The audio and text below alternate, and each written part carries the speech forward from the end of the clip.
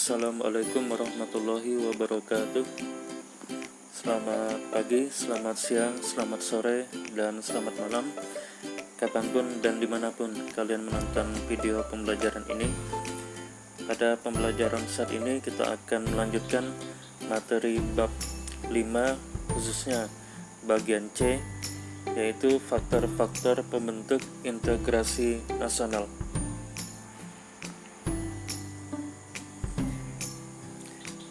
Ya, sebagaimana kita ketahui bahwasanya bangsa kita adalah bangsa yang beragam.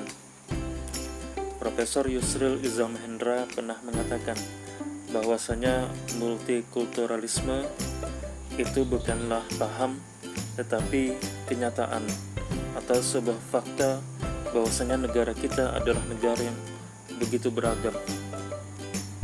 Inilah kenyataan yang kita miliki sebagai warga negara Indonesia. Dari Sabang sampai Merauke, kita adalah negara yang beraneka ragam, memiliki suku, bangsa, bahasa, adat istiadat, agama yang begitu beraneka ragam. Keanekaragaman ini seperti sebuah pisau atau sebuah belati bermata ganda. Di satu sisi keberagaman ini menjadi kebaikan, menjadi kekayaan buat bangsa dan negara kita, tetapi di sisi lain keberagaman ini bisa mengakibatkan malapetaka buat bangsa dan negara kita. Oleh karena itu, pada kesempatan pembelajaran saat ini, kita akan mempelajari tentang apa saja faktor pembentuk integrasi nasional. Kita mulai. Yang pertama, adanya rasa senasib dan seperjuangan yang diakibatkan oleh faktor sejarah. Kita tahu bangsa kita dari sejak zaman dahulu sampai saat ini memiliki sejarah yang sama, sejarah yang begitu panjang. Jika kita pelajari buku sejarah Indonesia, khususnya materi kelas 10, secara jelas dikatakan bahwasanya sebagian besar masyarakat Indonesia berasal dari Yunan, Cina Selatan, yang mana pada masa 1500 sebelum Masehi, bangsa Proto-Melayu hijrah dari Yunan menuju Indonesia, yang kemudian bangsa Proto-Melayu ini atau Melayu tua ini menjadi cikal bakal daripada beberapa suku di Indonesia. Misalkan suku Dayak, suku Batak, suku Manado, dan lain sebagainya. Lalu kemudian 500 sebelum Masehi berdatangan lagi bangsa dari Yunan, yaitu bangsa Deutero-Melayu atau Melayu Muda, yang mana sebagian besar suku di Indonesia adalah keturunan dari Deutero-Melayu ini, seperti suku Jawa, suku Kutai, Banjar, dan lain sebagainya. Lalu kemudian muncullah kerajaan-kerajaan seperti kerajaan Hindu-Buddha dan kemudian disusul dengan kerajaan Islam. Lalu setelah itu sama-sama didatangi oleh bangsa-bangsa Eropa seperti bangsa Portugis, Spanyol, Inggris, Belanda, dan kemudian digantikan oleh Jepang. Inilah faktor sejarah yang mewarnai kehidupan bangsa dan negara Indonesia, yang menjadi salah satu pemicu atau pembentuk daripada integrasi atau persatuan di Indonesia. Yang kedua, adanya ideologi nasional yang tercermin dalam simbol negara, yaitu Garuda Pancasila dan semboyan Bhinneka Tunggal Ika. Inilah ideologi negara kita yang membedakan kita dengan ideologi-ideologi seperti liberalisme dan komunisme. Yang ketiga, adanya tekad serta keinginan untuk bersatu di kalangan bangsa Indonesia seperti yang dinyatakan di dalam Sumpah Pemuda. Ya, kita tahu isi daripada Sumpah Pemuda ada 3. Yang pertama, mungkin kalian masih ingat. Ya, yang pertama, kami putra dan putri Indonesia mengaku bertumpah darah satu, tanah air Indonesia. Yang kedua, kami putra dan putri Indonesia mengaku berbangsa yang satu, bangsa Indonesia. Yang ketiga, ada yang masih ingat? Ya, kami putra dan putri Indonesia mengaku berbahasa satu, bahasa Indonesia.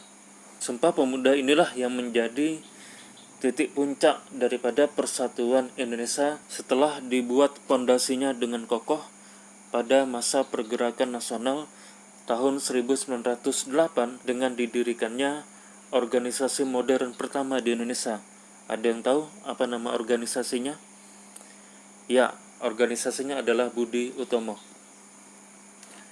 Kemudian, adanya ancaman dari luar yang menyebabkan munculnya semangat nasionalisme di kalangan bangsa Indonesia. Ancaman ini berupa penjajahan dari bangsa Eropa seperti Inggris, Portugis, Spanyol, Belanda, dan kemudian Jepang. Lalu kemudian yang kelima, penggunaan bahasa Indonesia ini juga menjadi faktor pembentuk integrasi nasional. Oleh karena itu, pastikan di dalam pembelajaran kita selalu menggunakan bahasa Indonesia yang baik dan benar. Yang keenam, adanya semangat persatuan dan kesatuan dalam bangsa, bahasa, dan tanah air Indonesia, seperti yang tadi dibahas di dalam Sumpah Pemuda. Yang ketujuh, adanya kepribadian dan pandangan hidup kebangsaan yang sama, yaitu Pancasila. Yang kedelapan, adanya jiwa dan semangat gotong royong, solidaritas, dan toleransi keagamaan yang kuat. Kesembilan, adanya rasa senasib sepenanggungan akibat penderitaan penjajahan. Yang kesepuluh, adanya rasa cinta tanah air dan mencintai produk dalam negeri. Oleh karena itu, mari kita sebagai generasi muda, kita pastikan mulai dari sekarang kita akan selalu menggunakan produk-produk dalam negeri. Nah, itu tadi faktor pembentuk integrasi nasional. Nah, sekarang kita akan masuk ke materi kedua, yaitu faktor penghambat integrasi nasional. Yang pertama, kurangnya penghargaan terhadap kemajemukan yang bersifat heterogen. Nah, jadi kita harus mau mengakui dan menerima perbedaan di antara kita. Yang kedua, kurangnya toleransi antar golongan. Ketidakmampuan kita untuk mentoleransi perbedaan bisa mengakibatkan perpecahan. Oleh karena itu, maka kita sebagai bagian daripada warga negara Indonesia, mari kita saling bertoleransi, baik dalam hal perbedaan agama, perbedaan suku, ras, antar golongan, dan lain sebagainya. Yang ketiga, kurangnya kesadaran dari masyarakat Indonesia terhadap ancaman dan gangguan dari luar. Nah, justru jika kita sadar ada ancaman dari luar, maka pasti negara kita akan lebih bersatu. Seperti ketika di masa penjajahan kita memiliki satu persamaan musuh, yaitu bangsa penjajah. Nah, kalau saat ini kita meyakini misalkan COVID-19 yang terjadi di negara kita adalah musuh bersama, maka Bapak percaya pasti kita akan menjadi lebih bersatu, kita akan tinggalkan segala perbedaan di antara kita. Dan terakhir, adanya ketidakpuasan terhadap ketimpangan dan ketidakmerataan hasil-hasil pembangunan. Ketimpangan dan ketidakmerataan hasil pembangunan menjadi momok utama daripada perpecahan di negara kita. Oleh karena itu, Presiden Republik Indonesia harus bisa menjadikan keadilan sosial benar-benar tersebar di seluruh tanah air.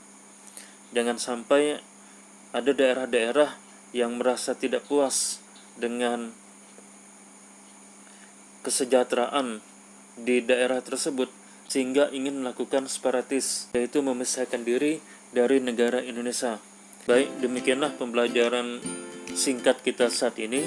sebelum kita tutup, ya jangan lupa agar berkembangnya channel ini, silahkan klik subscribe, like, share, and comment agar channel edukatif ini bisa semakin bermanfaat untuk dunia pendidikan di Indonesia.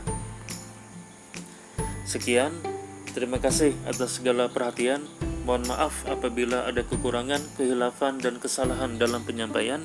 Kita akhiri pembelajaran ini. Wassalamualaikum warahmatullahi wabarakatuh. Selamat pagi, selamat siang, selamat sore, selamat malam.